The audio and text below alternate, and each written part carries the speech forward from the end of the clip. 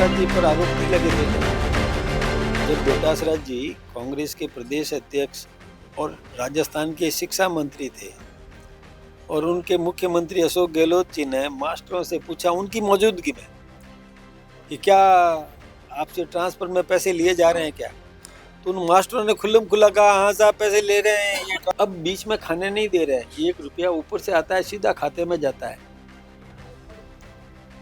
जिसको पेमेंट होना है उसके अकाउंट में पूरा का पूरा रुपया पहुंचता है।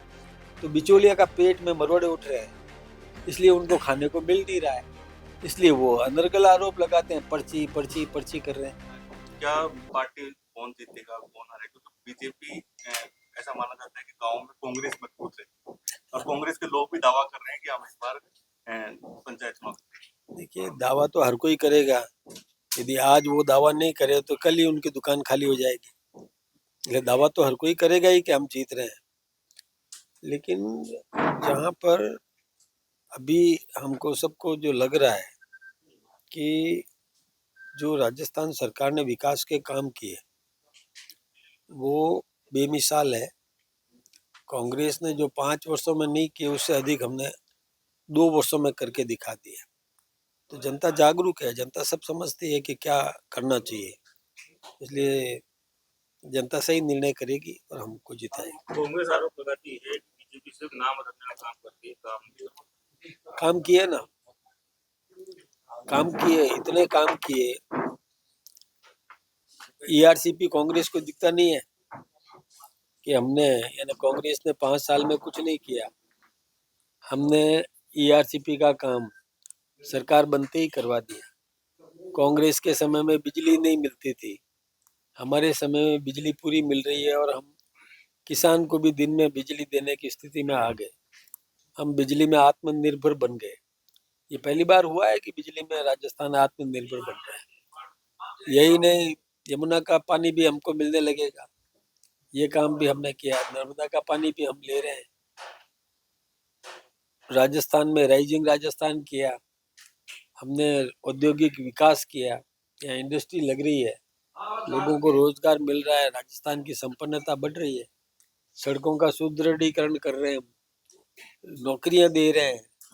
लगभग 1 लाख लोगों को तो नौकरियां देने का कैलेंडर जारी कर दिया, नौकरी देना शुरू कर दिया। ये कोई कम बात नहीं है। पहले और कई भ्रष्टाचार होते थे, अब भ्रष्टाचार को अंकुश लगा दिया। अभी जो पहले महात्मा गांधी नरेगा थी उसका जो जी राम जी करके, और जो हमने रोजगार देने का काम किया, पहले 100 दिन रोजगार मिलता था, हमने 125 दिन देने का काम कर दिया। किसान अपनी खेती की बुवाई करता है या कटाई करता है, उस समय नरेगा को बंद करके किसान को मजदूर मिल सके। किसान को मजदूर चाहिए तो किसान को उपलब्ध हो जाएगा नरेगा का मजदूर। ये कोई कम बात नहीं है, बहुत काम किए हम, अच्छे काम किए। नाम बदलने से क्या होता है, काम करके दिया है ना, काम करके जनता को राहत देने का काम किया। अब भाई 125 दिन किए तो रोजगार नहीं मिलेगा क्या, मिलेगा ना, तो वो काम हमने किया है। सर आज कांग्रेस पार्टी अपना स्थापना दिवस मना रही है और वर्तमान में आपको पता है देश में किस हाल पे कांग्रेस, तो क्या वापस देश में या राज्य में कांग्रेस की वापसी? मैं सोचता हूँ कि अब कांग्रेस का जमाना गया। और वैसे भी यदि सोचो तो कांग्रेस तो गांधी जी ने कहा था इसको खत्म कर देना चाहिए, एक आंदोलन था उस समय, पहले देश को आजाद करने का कांग्रेस के नेतृत्व में आंदोलन था। देश आजाद हो गया, उसके बाद कांग्रेस की जरूरत कहाँ थी। गांधी जी ने खुद ने कहा कि इसको समाप्त कर दो, लेकिन महात्मा गांधी जी ने तो कहा, इन्होंने किया नहीं। इन्होंने तो अपनी राजनीतिक रोटियां सेकने के लिए कांग्रेस को जिंदा रखा। लेकिन उस समय की कांग्रेस थी 2 बैलों की जोड़ी वाली, वो कांग्रेस खत्म हो गई।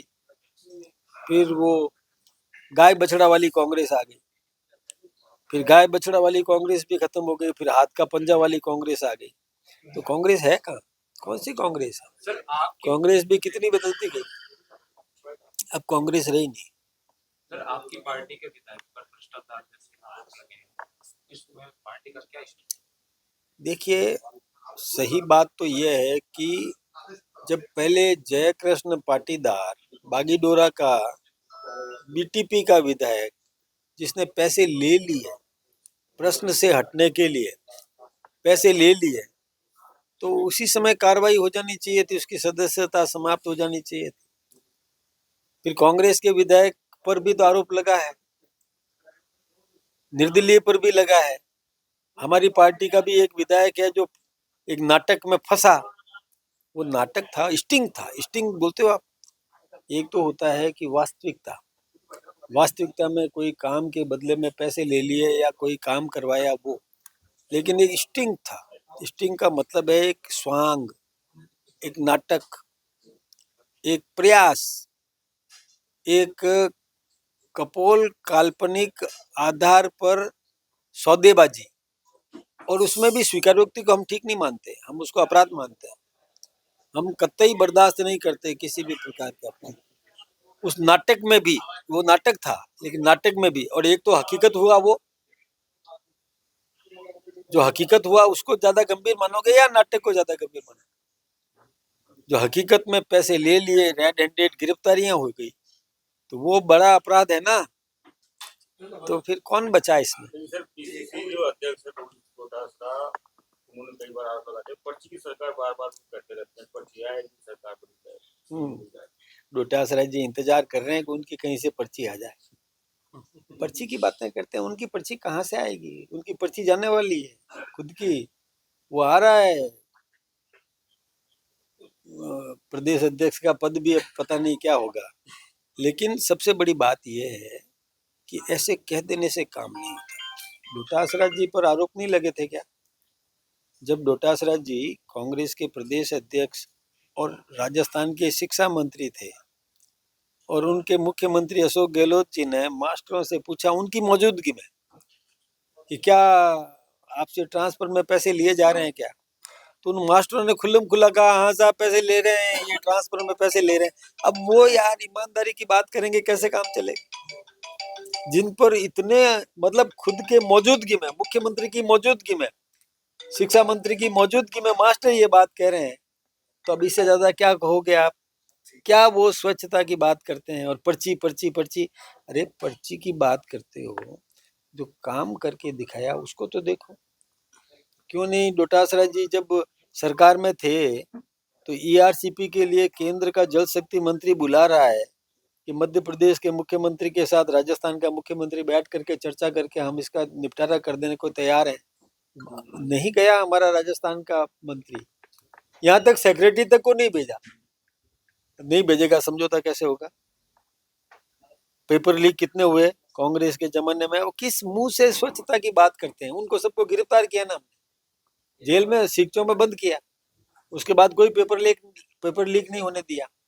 तो हमने काम किया है ना। देखिए हकीकत में राजीव गांधी जी कहते थे कि मैं 1 रुपया भेजता हूँ तो नीचे 15 पैसा पहुंचता है। 85 पैसा बिचौलिया बीच में खा लेते थे, अब बीच में खाने नहीं दे रहे हैं। 1 रुपया ऊपर से आता है, सीधा खाते में जाता है।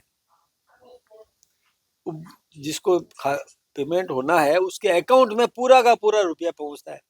तो बिचौलिया का पेट में मरोड़े उठ रहे हैं, इसलिए उनको खाने को मिल नहीं रहा है। इसलिए वो अनर्गल आरोप लगाते हैं, पर्ची पर्ची पर्ची कर रहे हैं, अब खाने को मिल नहीं रहा है। इस प्रकार की बातें करने से ठीक नहीं है। राजनीति में देखो, विरोध करो, कोई दिक्कत बात नहीं है, लेकिन सकारात्मक विरोध।